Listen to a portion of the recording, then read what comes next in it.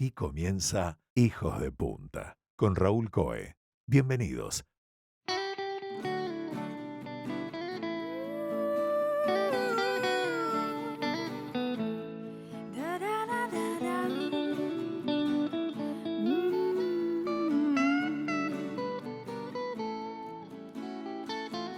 Qué fascinante es la historia, escrita por los ganadores, periódicamente modificada, juzgada con la sensibilidad de cada época, siempre debatida.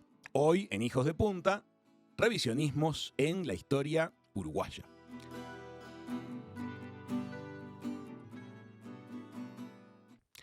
Hola Leonardo.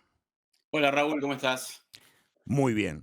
Leonardo es Leonardo Borges. Él es escritor, es profesor de historia, está especializado en historia uruguaya, en artiguismo, es autor de muchos libros de gran éxito, ha tenido presencia en varios medios locales, radio, prensa escrita, televisión. Tenemos mucho para conversar. Bienvenido, Leonardo. Gracias por estar con nosotros. Muchas gracias a vos.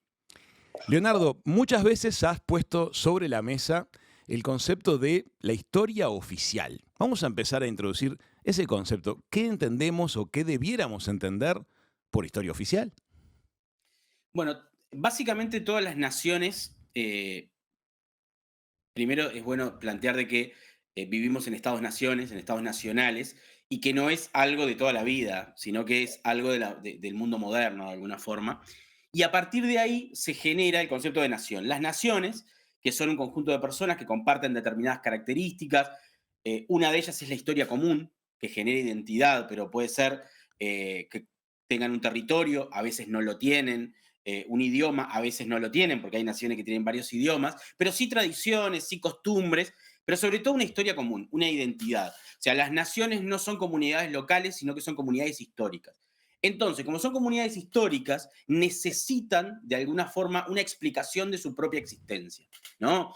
Y esa explicación suele ser épica, ¿no? ¿Por qué? Porque las naciones en general se sienten especiales, ¿no? Hay una especie de necesidad de sentirse especiales. Yo lo he escrito en algún libro que Uruguay además tiene esa necesidad al cuadrado. Tenemos como una especie de síndrome del pueblo elegido en muchísimas cosas los uruguayos.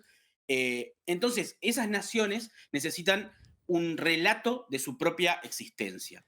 Y ese relato, en general, no es resiliente, no es complejo, ese relato no es de interrogantes, sino que es de certezas, de verdades absolutas en las cuales la historia nos debería explicar quiénes somos. Y ese quiénes somos es de alguna manera especial, tiene que ser especial, tiene que tener aditamentos épicos, aditamentos que nos demuestre, en el caso uruguayo, pero también pasa en el caso de otras naciones, lo importantes que somos, lo especiales que somos con respecto al resto.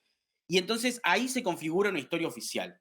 Una historia oficial que nos va explicando quiénes somos, va generando identidad y se va retroalimentando como una máquina, ¿no? En la cual cada generación va aprendiendo de esa historia oficial y creyéndose ese viaje de que somos un pueblo particular, que somos un pueblo especial, ¿no? En el caso uruguayo, con características como la tranquilidad, somos un pueblo gris, somos un pueblo, o acá nunca pasa nada, somos un pueblo humilde, que es tal vez una de las mayores, no sé si falacias, pero digamos, ironías, ¿no? Un pueblo que se autodefine como humilde no es humilde, porque una persona que se autodefine como humilde pierde la humildad en el mismo momento que lo hace. Uruguay tiene esas cosas, y entonces la historia oficial es ese revisitar los episodios que te configuran.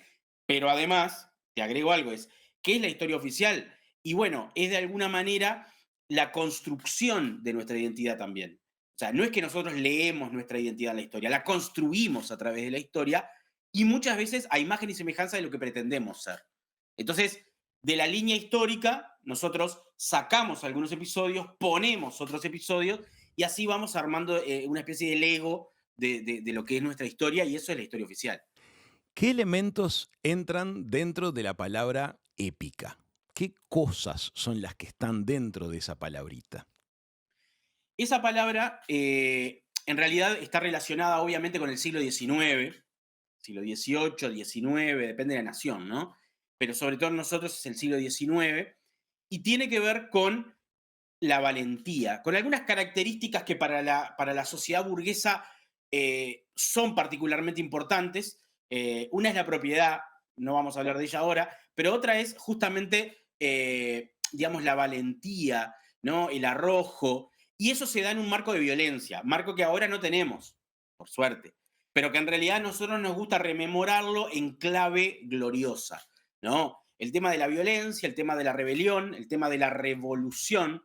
Ahí tenemos una pequeña disquisición, ¿no? Digamos, el concepto de revolución es un concepto mucho más complejo que las rebeliones que habían acá. Pero nosotros le llamamos a todo revolución, lo colocamos en ese sitial importante porque le da bastante más clase y estilo llamarle revolución. Pero en realidad, nosotros hablamos de épica cuando hablamos de la búsqueda de la libertad, esa palabrita tan hermosa, pero al mismo tiempo tan difícil de explicar, tan difícil de definir.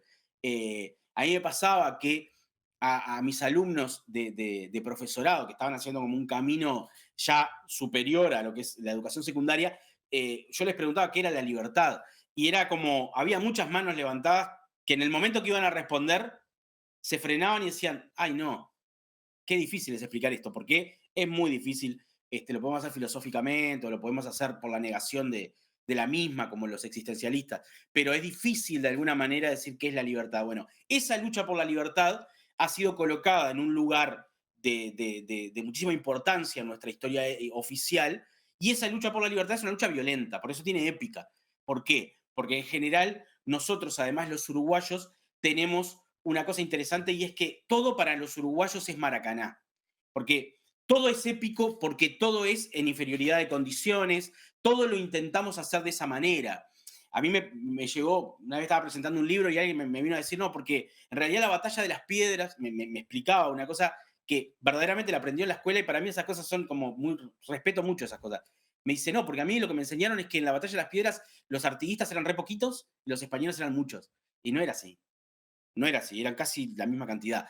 Pero más allá de todo, nos gusta esa idea de levantar el partido de atrás, ¿no? Entonces, la épica está relacionada, repito, con la búsqueda de la libertad, ¿tá?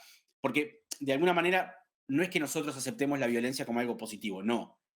Aceptamos la violencia en tanto se dé en la búsqueda de un mal, de un bien mayor. Ujú. Es la felicidad de todos. Entonces, ahí sí nos parece bien. Bueno, está bien, claro, los artiguistas se levantaron en armas, la Valleja se levanta en armas, los 33 orientales, etcétera. Pero ahí está el tema. La épica tiene que ver con la violencia, pero la violencia llevada hacia el lugar de un deber ser, y es, bueno, estamos buscando la libertad de nuestro pueblo. Y ahí, bueno, es muy complejo, ¿no? Es muy ¿Cuál- interesante porque es como que por un bien que se consideraría superior, este concepto de la libertad, justificamos en general la violencia y además tendemos a ver la existencia de buenos y malos, ¿verdad? ahí está el punto, digamos, como el nudo gordiano de lo que yo escribí hace algunos años en algunos libros, y tiene que ver con los villanos y los héroes, tiene que ver con que nosotros construimos, y la historia oficial construye una historia bastante simple en ese sentido. Están los buenos y están los malos. No hay lugar para la complejidad, ¿no? Entonces, la historia oficial es como una película, ¿no? Cuando vos llegás tarde al cine, de repente preguntás, che, ¿quién es el bueno y quién es el malo? Hacémela rápido porque así ya entro en calor. Entonces, en este caso, digamos que nosotros construimos la historia a través de los héroes, ¿no? Entonces nadie discute los héroes, ningún historiador. Entonces, bueno, sí, bueno, está, podés llamarle héroes o no, llamarle caudillo, llamarle referente, o lo que sea, pero son Artigas, Lavalleja, Rivera, etcétera, etcétera. Entonces, si vos aceptás con beneplácito la existencia de héroes, tenés que aceptar la existencia de villanos. Porque no existe el héroe sin el villano. ¿Tá? Entonces ahí se complica, porque hay muchos historiadores que dicen, no, villanos no, porque suena muy subjetivo, pero bueno, si aceptás la existencia de unos, aceptás la existencia de los otros. Entonces ahí es de alguna manera el leitmotiv de uno de mis libros donde se habla de héroes, antihéroes y villanos y cómo la historia oficial los construye. Y nosotros lo aceptamos. Zarratea, el intrigante Zarratea, como escribió H.D., hermano Damasceno, en su libro manual que durante generaciones se utilizó, y los niños leían El intrigante Zarratea. No hay nada más antihistórico que un juicio de valor de ese estilo para un personaje histórico. ¿Cuál fue el rol de Zarratea? Bueno, Zarratea, para el rol en la historia oficial uruguaya es de villano. Ajá. Claro, clarísimo, cristalino, ¿Pero con qué todas hizo las según la historia oficial? según la historia oficial era un villano. Pero si nosotros nos ponemos a mirar, Zarratea era un referente dentro de lo que era la revolución para el bando del centralismo porteño, Ujú. eh, y que de alguna manera generó determinados movimientos entendibles dentro de la revolución, pero que obviamente nosotros los tomamos como una ofensa personal. Una es sacarse de encima Artigas. Entonces, él intenta sacarse de encima Artigas por una cuestión eh, esencialmente estratégica, y es que Artigas era verdaderamente una piedra en el zapato de Buenos Aires para generar un Estado unificado, unitario, centralista. Y hace eso básicamente con una de las, entre comillas, traiciones más grandes que se pueden leer en la historia nacional, que es el tratado entre Zarratea, Estanislao López y eh, el caudillo de Santa Fe, Ramírez, Ujú. ¿no? Ese tratado de Pilar es como, uf, para la historiografía uruguaya es duro, porque los antiguos referentes caudillos dentro de la pirámide caudillesca por debajo de Artigas y que eran adictos al artiguismo, podríamos decir, lo traicionan, entre comillas, porque en realidad yo no creo que sea exactamente así, porque colocar a Artigas por encima de los caudillos de Entre Ríos y de otros lugares es como darle también un lugar especial que nos encanta, es como un lugar especial a Artigas y era un caudillo más y bueno, el Pancho Ramírez de Entre Ríos y Estanislao López de Santa Fe supusieron de que era el momento de sacar del tablero a Artigas y bueno, firmaron ese tratado. Recuerdo en mi secundario una discusión que se originó en el salón de clase con mi profesora de historia, muy querida, Isabel Muñoz, le mando un abrazo enorme si nos está escuchando.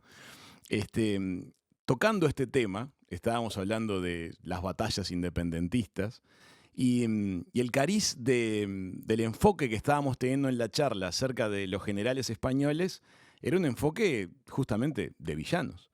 Y me acuerdo que se me ocurrió preguntar, pero los generales estaban cumpliendo órdenes, es decir, no tenían mucha opción más que hacer lo que hacían. Eso pasa en todas partes en la historia. Si uno se pone en los zapatos del otro, siempre hay una lógica que respalda las cosas que Claro. se van haciendo, ¿no? Exacto, eso sucede siempre. Mirá, te voy a citar, yo soy muy coloquial cuando doy charlas y todo, y me gusta citar cosas de la cultura popular.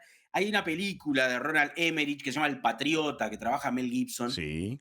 que es la historia de Benjamin Martin, ¿no? Novelada, obviamente, pero era un patriota menor de la Revolución Norteamericana. Ujú. Hay un momento de esa película en el cual la película empieza y son todos pro-británicos, porque no había otra, ¿no? Eran todos británicos en realidad. Y bueno, cuando se da la revolución, ¿tá? Hay algunos vecinos que optan ser casacas rojas, o sea, que optan seguir con los británicos, ¿no? Entonces vos ahí ves, de alguna manera, un grupo que dice, bueno, yo quiero la revolución, y otro grupo dice, no, yo soy británico, me siento británico. Entonces, nosotros juzgamos duramente a los que se sentían británicos, para nosotros son traidores, ¿tá?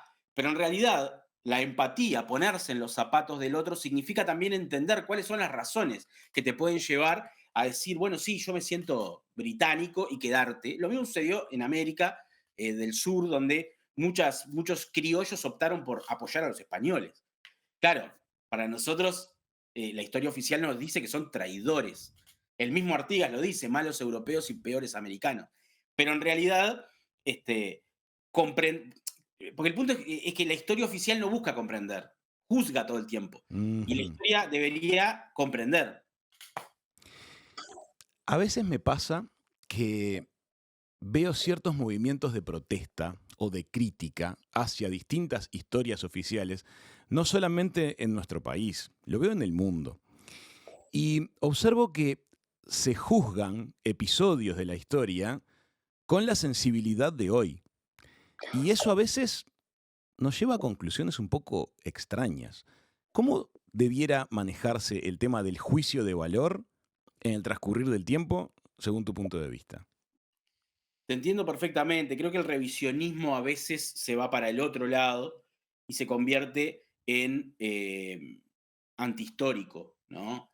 Estoy pensando en, bueno, las estatuas de Colón que son sacadas de algunos lugares, o los intentos de grupos sociales de cambiarle el nombre a la calle Rivera y ponerle Salsipuedes, por Ujú. ejemplo, de borrar de alguna manera la historia. La historia no se debe borrar, la historia se debe de alguna manera analizar y nosotros somos el resultado de esa historia, ¿no? Y el resultado de esa historia, para bien o para mal, para bien o para mal. O sea, la conquista de América fue un episodio de violencia extrema, donde hubo violaciones, torturas, pero eso es parte de nuestra historia. Eso es parte de nuestra historia. Entonces, a mí me parece que ni una cosa ni la otra, ni levantar la bandera que levanta Vox en España, por ejemplo, de que fue lo mejor que le pasó a América, ni tampoco lo de los grupos sociales que quieren prender fuego todo lo que tenga que ver con España, ¿no? Porque en realidad América Latina, si es algo, es el, bueno, el continente más multifacético del mundo, ¿no? Más mestizo, el crisol de razas, ¿no? Que decían por ahí. Entonces, me parece que lo que deberíamos hacer es analizar la historia como fue. Viste que hace algunos años se puso de moda el concepto de resiliencia dentro de la psicología y es un concepto que está bueno. ¿Por qué? Porque las naciones también deben ser resilientes. O sea, no deben tapar aquellos episodios que les generan dolor o que les generan vergüenza tras meterlos adentro de una caja, taparlos con tierra. Sino que deberíamos enfrentarlos y entender que somos el resultado de todas esas cosas, que algunas fueron negativas. Pero claro, Rivera fue nuestro presidente. Rivera además, otra cosa, un paréntesis, ¿no? Nos encanta siempre eh, colocar toda la responsabilidad de algunos episodios en una persona y quitársela a otras, ¿no? Porque, por ejemplo, con respecto a Salsipuedes, ¿no? Que fue la matanza de algunos charrúas el 11 de abril de 1831, por ejemplo, Juan Antonio Lavalleja, unos meses antes le había pedido a Rivera que terminara con el problema indio. O sea, había cierta unanimidad de que había que tomar medidas con respecto a los indígenas, ¿no? Y tomar medidas en aquella época de barbarie, diría Barrán, y era básicamente matarlos, ¿no? A darles un ultimátum. Y entonces, el tema es que cuando vos solamente atacás a una figura histórica, Rivera, y le quitas responsabilidad al resto que la tuvieron, básicamente, ¿no? Entonces, a veces utilizás simplemente un personaje y vos ahí personificás toda la maldad en, no sé, Rivera, Flores, ¿no? Venancio Flores. eh, Justo respecto de esto que mencionás, en la Argentina, por ejemplo, cuando el general Roca lleva adelante la campaña del desierto, que implicó el asesinato de miles de indígenas, vuelve a Buenos Aires y es recibido como un héroe, porque se había logrado un objetivo que para la época era considerado deseable, era ahí algo está el punto. positivo. Ahí está el punto. Digamos, para la época era deseable. Y vos, en la empatía significa entender, ¿no? La época, entender la mentalidad de la época, ¿no? Como dicen los franceses, ¿no? La mentalidad, son de larga duración las mentalidades, son estructurales, como los sistemas económicos, tardan muchísimo en cambiar. Y entonces, bueno, en aquel momento era algo esperable de un presidente que hiciera algo así. Después hablamos de la traición, esas cosas son otra cosa, ¿no? Sí, Rivera los citó desarmados. Eso es cero código, ¿no? Cero código en cualquier época de la historia. Te entiendo, sí, sí, sí. Es una maniobra militar que tiende a la violencia. También tuvimos episodios entre los conquistadores españoles y los jefes de los imperios locales. Hubo en ese tipo mentiras, pero eran acciones bélicas en realidad que buscaban Claro, el daño del otro. exacto, exacto. Pero si nosotros seguimos con esa idea de romper toda la historia y de juzgar con los conceptos de la actualidad, con la mentalidad de la actualidad, y tenemos un problema porque no queda ninguno en pie, Claro, ni claro. uno. Entonces, lo sano desde tu punto de vista es entender las sensibilidades de cada época y desde ese lugar comprender lo sucedido, no ocultarlo, no pretender que no sucedió y no pretender que haya sido diferente. Fue como fue. Exacto, exacto. Pienso, no sé, en uno de los grandes conflictos que tenemos los uruguayos y es nuestro nacimiento. Somos muy, digamos, buscamos mucho la épica de nuestro nacimiento, tenemos la Cruzada Libertadora, después la declaratoria de la independencia, y en realidad el nacimiento del Uruguay es un nacimiento mucho más mundano, de una negociación política entre Brasil y Argentina, con Inglaterra como convidado de piedra, como gran digitador de muchas de las cosas.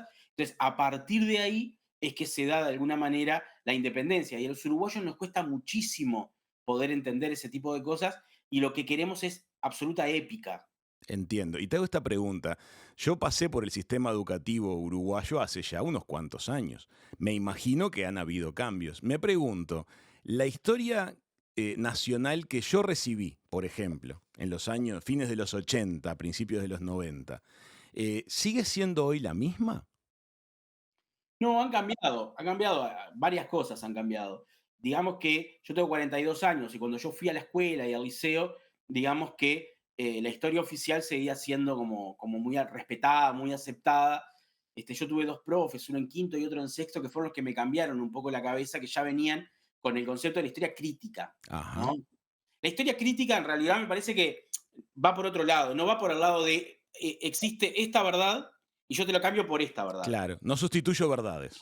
No, sino vamos a laburar juntos, vamos a leer documentación, vamos a tratar de entender qué es lo que sucedía. Esa es como la historia más crítica, ¿no? La idea no es que una verdad sustituya a la otra, ¿no? Decir, bueno, la historia oficial no es la verdad es lo que digo yo, que soy un crack y qué sé yo, ¿no? Hay historiadores que generan ese tipo de cosas. Pero en realidad me parece que la historia crítica, que es lo importante acá, pasa por el lado de que vos necesitas analizar, vos necesitas de alguna manera que en el caso de educación secundaria, por ejemplo, que el alumno encuentre la verdad, ¿no? O encuentre lo que crea que es la verdad, porque lo que tiene la historia es que distintas épocas le preguntan distintas cosas al pasado y por tanto las respuestas son distintas, ¿no? Por eso existen muchos libros de historia, por suerte, y no hay un solo libro al cual le agregaríamos capítulos, ¿no? Porque sería como la historia, que es lo que pretende la historia oficial, ¿no? Pero siempre Pero, existió el libro de texto, claro, que es considerado el libro acerca del cual está escrita la historia oficial. Esos son los libros de texto, claramente. Sí, sí, sí, sí, sí. Igual, digamos que lo que ha cambiado es que los libros de texto, primero que se han dejado un poco de usar. Bien, bien, Ya esa idea comprendo. de, Tomás, tenés este libro, ya está, ya sabes todo en historia. Comprendo. Se han dejado un poco de usar, pero muchos libros de texto de la actualidad tratan de generar, obviamente, otro tipo de aprendizajes. Por eso digo, no es que lo que yo estoy diciendo sea la panacea, no, es algo que se viene discutiendo hace mucho tiempo entre historiadores, se viene discutiendo entre escritores, de decir, bueno, capaz que tendríamos que romper con esta lógica. Lo que pasa es que los historiadores no mandan, mandan los políticos, y a los políticos les encanta la historia oficial, aman la historia oficial.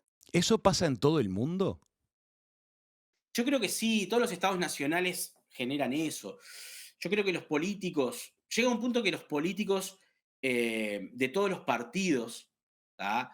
Terminan entendiendo de que la historia oficial, de que el relato es algo, eh, es algo que no molesta. Entonces, ¿para qué vas a ponerte a molestar? Hay tantos problemas que vas a agregar más problemas, que te vas a poner a analizar, no sé, el himno nacional, las fechas patrias. Entonces lo dejan por ahí, bueno, está, si tenemos 5 fechas patrias, que por cierto ninguna es posterior al nacimiento del Uruguay, déjalas ahí. Como por ejemplo, a mí me tocó, yo hice hace muchos años un libro sobre la jura de bandera, Ujú. que se llamaba Cual retazo anacronismo de jurar la bandera. Y el libro tuvo un éxito bárbaro en críticas, no tanto en ventas en su momento, pero se me acercaron muchas personas referentes de la política y me dicen, sí, tenés razón, pero yo no me voy a meter con esto. No tengo Entiendo. ganas de meterme con esto porque me va a generar un problema más grande del que yo espero. Eso Preparando pasa. esta nota vi que el concepto de la épica y de cargar al camino de la nación, de heroísmo y de eventos heroicos, lo encontré en todas partes del mundo. Sí. Es parte de la cosa. Ahora, y ahí viene una pregunta. Esa épica ¿No nos carga también a las naciones de cierto orgullo nacional que es necesario para la construcción de una identidad y de un empuje como nación? Lo que pasa es que los conceptos que abona la historia oficial en general son conceptos que están en tela de juicio. Esa épica, la violencia, el patriarcado, la historia pensada como que hay 4 o 5 hombres que están por encima del resto y el resto son unos giles, ¿viste? Porque es Artigas y chau. ¿Y el resto dónde está? ¿Dónde está el pueblo? ¿Se entiende? O sea, todas estas cosas hoy están en tela de juicio, si son así o si no son así. Eh, eh, digamos que si bien hay una necesidad de orgullo, yo creo que se puede generar un orgullo nacional, una identidad, a través de otras cosas, Ujú. a través de otro tipo de valores, que también los tiene el Uruguay.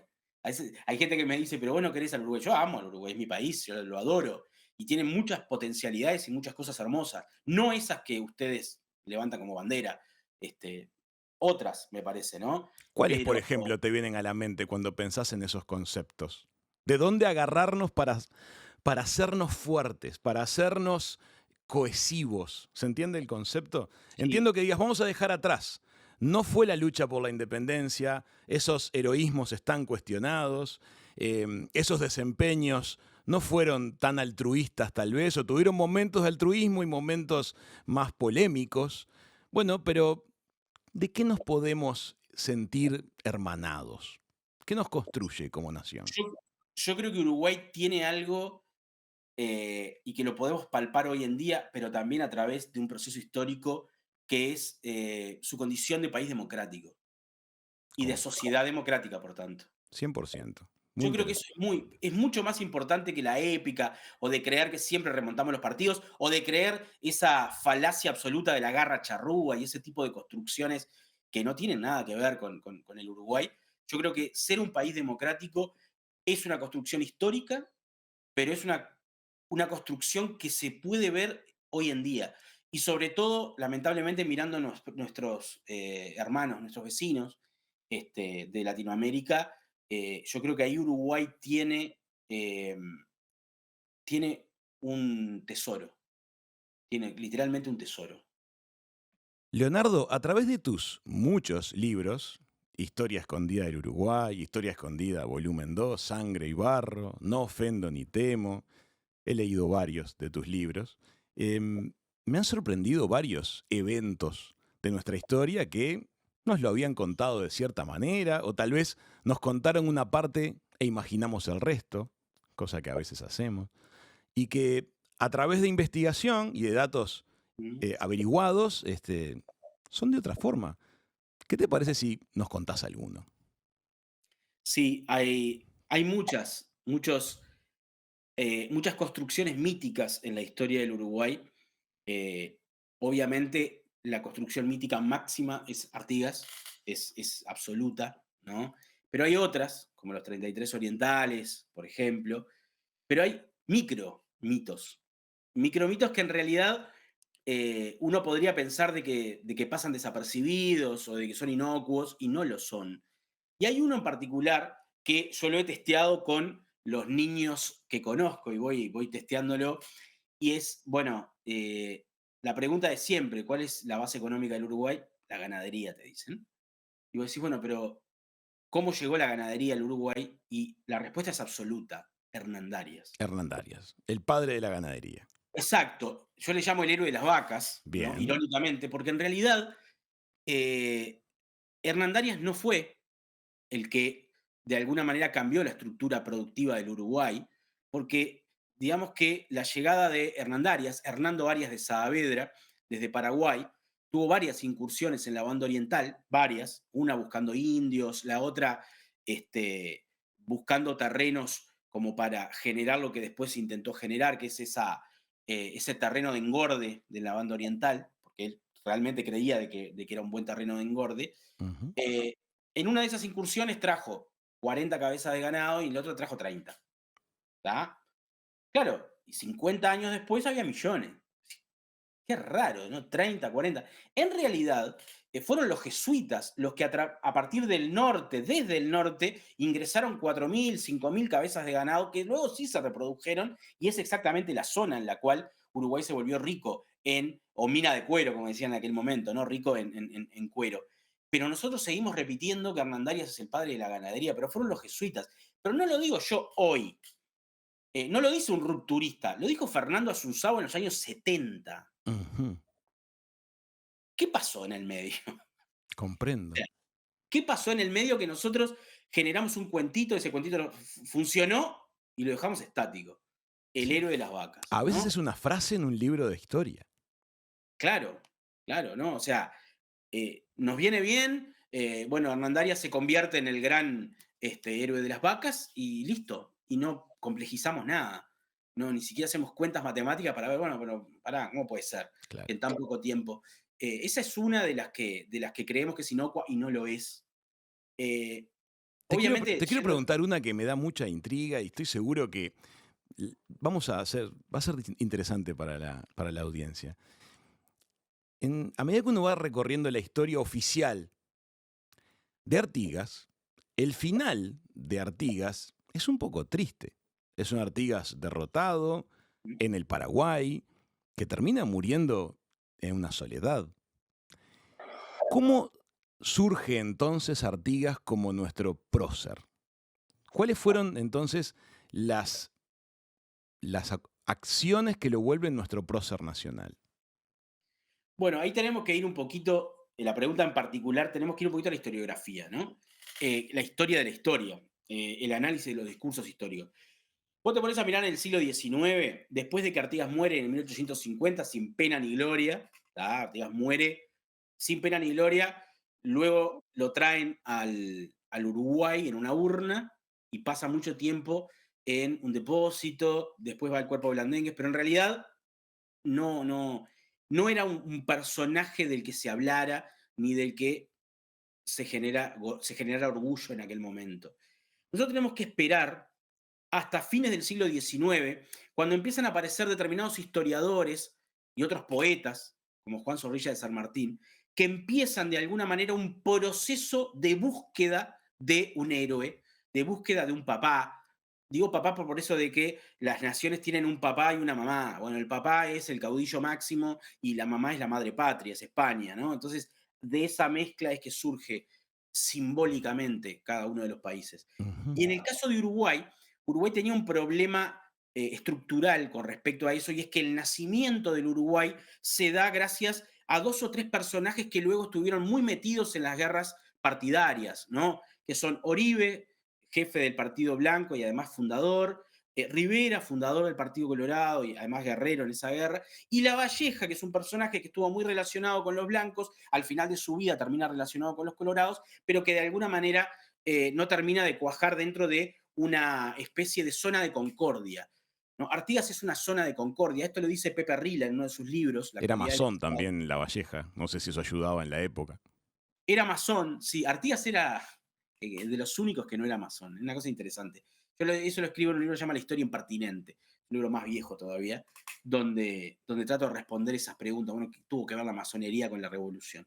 Pero, pero entonces, digamos, se empezó a buscar esa imagen de, repito, zona de concordia, como decía Pepe Rila, decir, bueno, no son ni blanco, no es ni blanco ni colorado. O sea, y ahí aparece la referencia a este caudillo anterior a las guerras partidarias, que sí intentó llevar adelante una revolución, sí lideró al pueblo, sí se enfrentó con los españoles, se enfrentó con los portugueses, se enfrentó con los porteños después, y ahí es donde aparece la imagen de Artigas. Algo tiene que ver en esto Máximo Santos, que era presidente del Uruguay en aquella época, y bueno, ahí se empieza a dar la construcción, ¿no?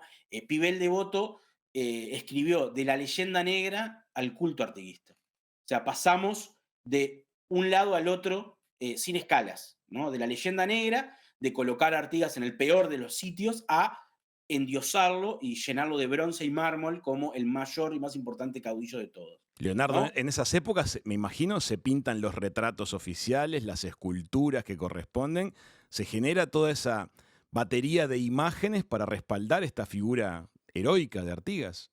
ahí tiene mucho que ver Santos, ¿no? Porque Máximo Santos es quien primero organiza un concurso para una estatua ecuestre de Artigas para la Plaza Independencia. Ujú. Fíjate vos, qué ironía absoluta, que Artigas esté en la Plaza Independencia es casi una falta de respeto a alguien que nunca luchó por la independencia del Uruguay Curioso, es verdad. y de las Provincias Unidas, ¿no? Pero, bueno, Santos organiza ese concurso, ¿no? De esa estatua ecuestre, que después se termina poniendo en 1923, lejísimo de todo, ¿no?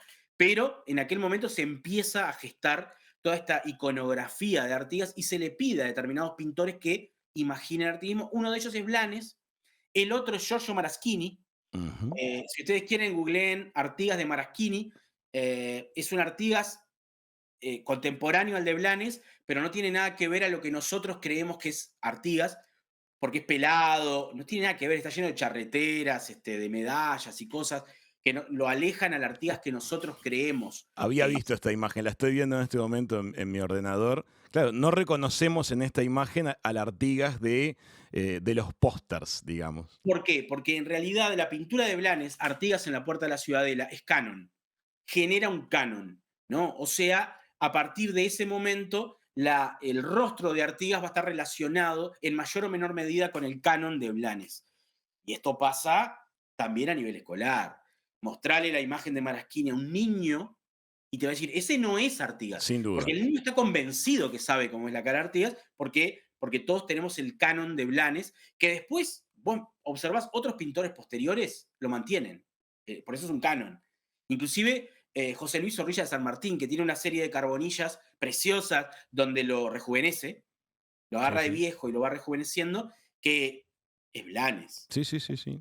Sin duda la estructura básica, la fisonomía del rostro es la de Artigas en la Puerta de Claro, la Ciudad. entonces, cuando nosotros tenemos una iconografía, perdón, sostenida sobre un tipo como Blanes, que era un historiador con pincel, nadie lo puede negar, era un constructor de identidad maravilloso y además era un gran Gran pintor. pintor. Pero vos tenés, obviamente, el rostro de Artigas es una construcción, imagínense su gesta, también es una construcción. ¿Por qué Santos necesitaba esto en su momento? ¿Por qué va en esta dirección? Santos entiende que obviamente al Uruguay, y esto venía de un poquito más para atrás, el militarismo entiende de que el Uruguay venía peleándose constantemente en una guerra sin fin entre blancos y colorados. Ujú. Habían intentado la fusión, no había funcionado. De hecho, la llegada de la Torre en 1876 en un gobierno provisorio barra dictadura fue justamente por eso, por las luchas que ya eran insoportables y los estancieros ya no aguantaban más y no podían producir porque vivían de guerra en guerra y les comían los animales y ningún país puede sostener una economía de esa manera. Claro. Entonces, digamos, desde la torre en adelante hay una idea de que, bien, sí, somos blancos, somos colorados, no importa. La torre era colorado, Santos era colorado, no importa, pero no importa eso. De hecho, ellos tuvieron ministro de, de los dos partidos. Pero más allá de eso, había una idea de que, bueno, tenemos que tratar de generar una nación. Nosotros somos una nación, tenemos que creernos que somos una nación y que los problemas partidarios estén por debajo de esa gran cúpula que tiene que ser la nación uruguaya. Ya el ejército había comenzado ese proceso en la guerra del Paraguay. Esto es otro tipo de historia, más bélica, pero digamos que el ejército uruguayo fue blanco y colorado hasta la guerra del Paraguay. En la guerra del Paraguay, donde tiene que aprender el peor de los oficios en otro país, que es pelear básicamente en una guerra, ahí comienza a aparecer la idea de que la escarapela nacional está por encima de las divisas partidarias. Entonces, ese proceso ya el ejército lo venía viviendo, de que era ejército nacional y no blanco ni colorado. Y entonces en la época de Santos se empieza a gestar con la historia nacional, la iconografía, con varias cosas que empiezan como a gestar la identidad, la idea de identidad, que después creo que el vallismo termina de sellar todo. Ahora, Leonardo, visto con perspectiva histórica, con la distancia del tiempo y con objetividad, ¿no te parece que fue una buena iniciativa desarrollar eso, esa especie de supranacionalidad, para tratar de mitigar la división que provocaban en aquel momento las dos primeras en señas partidarias? Pacificaba, de hecho. Sí, porque, a ver, bueno, objetividad imposible, ¿no? La historia o la objetividad le Cuesta. huye, porque no, imposible. Imparcialidad, decía Mark Bloch. Ahí está. Vamos con esa. Pero sí, para mí es re importante. Para mí, todos los historiadores que fueron generando esa idea del artiguismo, como Carlos María Ramírez, como Bauzá, son todos constructores de nacionalidad de algo que se necesitaba en su momento. Por eso la crítica no es a ellos. La crítica es que eso que se necesitaba a fines del siglo XIX, principios del siglo XX, continúe hasta hoy en día que estamos en el 2024. O sea, Y, la crítica no es... y me subo a eso que acabas de decir, Leonardo. Tal vez estamos viviendo hoy un nuevo proceso de división sociológica y política en el Uruguay. ¿No te parece que podría ser bueno que aparezca algún nuevo paraguas unificador o algún paraguas que nos proyecte hacia el mañana más unidos? ¿Vos decís algo regional? No lo sé. Lo que pregunto es si no estamos necesitando algo que nos unifique en dirección positiva. Cuando juega la selección uruguaya, todos hinchamos por Uruguay. Cuando un periodista extranjero critica a Uruguay, estamos todos detrás de eso, encolumnados. Sí. Pero resulta que a nivel interno pareciera que nos estamos dividiendo cada vez más. Sí, en realidad, obviamente, todas las naciones, cuando sufren un ataque externo, es el momento en el cual se unen, ¿no? Entonces, no es casualidad de que, bueno, que, que la dictadura argentina atacara a las Malvinas y justamente para generar esa unificación. Justo la semana pasada tuvimos un excombatiente de Malvinas hablando sobre este tema. Lo hacía Luis XIV, lo hacía. Claro. Fíjate que Luis XIV gobernó durante muchísimas décadas y de todo eso solo 5 años estuvo en paz. El resto estuvo en guerra. Era estratégico. Cuando estamos en guerra, el pueblo se une, ¿no? Es esa idea de, bueno, vamos detrás de la bandera. Eso es una concepción en realidad Israel hace unos meses. Claro, es una concepción muy romántica igual. Sigue siendo muy romántica unirse cuando nos atacan, ¿no? Porque además es bastante peligrosa muchas veces, porque, a ver, a mí también me dolió que Alconada Mon dijera las cosas que dijo sobre Uruguay, que lavaban dinero y qué sé yo. Pero capaz que si me pongo en frío, digo, y si algo de razón tiene, de repente. Pero es muy peligroso porque toda la patota se pone en contra. Ese tipo de cosas son un poco peligrosas, ¿viste? Cuando nos unimos por cosas irracionales, ¿no? Porque en realidad a veces no nos atacan a los uruguayos, atacan algunas cosas que les parece que están mal, como nosotros hacemos también con los demás. A veces no nos miramos a nosotros mismos, miramos a los demás y no nos analizamos a nosotros mismos. Pero lo de supranacional, yo pienso en lo regional, supongo. Todavía no, estamos lejos de eso. Leonardo, me encantó conversar contigo. Me encantó conversar contigo. Aparecen luz sobre muchas cosas. Vale la pena revisar la historia con serenidad, con este espíritu científico. Tratar de ir llegando a las verdades que en cada tiempo sintamos que son válidas, ¿no? Justamente eso, no existe la verdad como un concepto. No, acá viene Borges y te va a decir la verdad. No, en realidad yo concibo la historia más como una máquina de hacer preguntas que un artefacto que las responde. Yo creo que los haitianos, que a mí me encanta la cultura haitiana, los haitianos tienen un dicho en creol que es de Gemont, Gemont, que significa detrás de las montañas hay más montañas. Es tristísimo, es muy triste. Y yo digo, detrás de las preguntas hay más preguntas. O sea, nunca de alguna forma vamos a llegar a responderlas, pero ese deporte, que es además un deporte de debate, que es lo que nos hace crecer, me parece a mí, ¿no? Por eso la historia crítica es eso, ¿no? Es bueno, decir, vamos a analizar todo.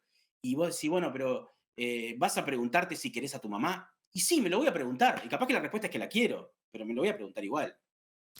Leonardo, muchas gracias. No, gracias a vos y bueno, cuando quieran las órdenes estamos acá para conversar. Amigas, amigos, el historiador Leonardo Borges ha pasado hoy por la mesa de Hijos de Punta.